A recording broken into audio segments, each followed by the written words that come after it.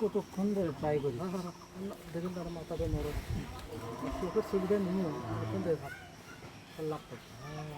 আমার চোখে তো কান দিয়ে দিয়েছে।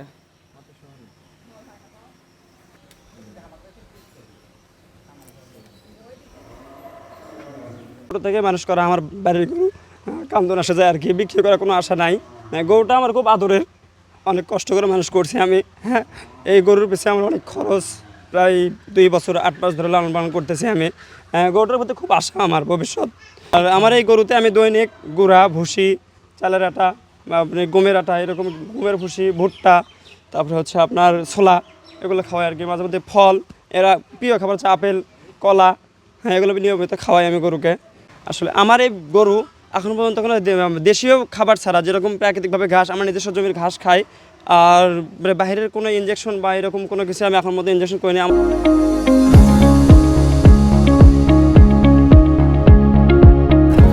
সালের অক্টোবর মাসে আর জন্ম নিয়েছে, বৃহস্পতিবারের দিন জন্মগ্রহণ করেছে, এবং আমি সেই জন্য নাম রেখেছিল বিশু।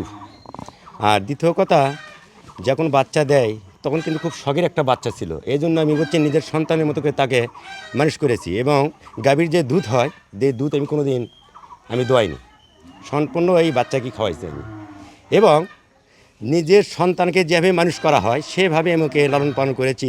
এবং আমার 2 ছেলে আছে, শেষ 2 ছেলেকেও বলেছি যে তোমরা যেভাবে মানুষ হও সেভাবে এই গরুটাকে মানুষ করবে। ইনশাআল্লাহ আল্লাহ দিলে এই পর্যন্ত সেভাবে ওকে মানুষ করেছি আমি। এবং আশা আমার যেটুকু টার্গেট ছিল সেটুকু পূরণ হয়নি, একটু সাংসারিক একটু সমস্যার জন্য।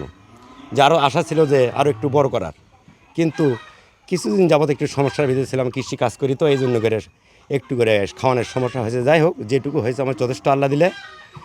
এখন বর্তমান গরুর ওজন আমার 26 মনে এসেছে। তাই যাই হোক, আমার সন্তোষজনক দাম হলে আমি বিক্রি করে দেবো।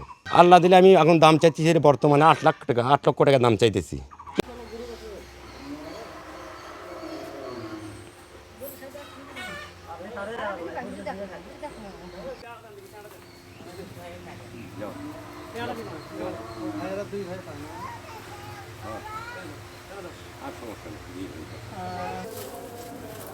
আমার গরুর সাথে মিলে আবার ছবি তুলছিল, একবার খালি দাও করে।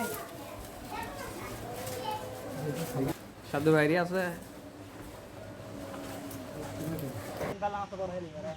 আরেক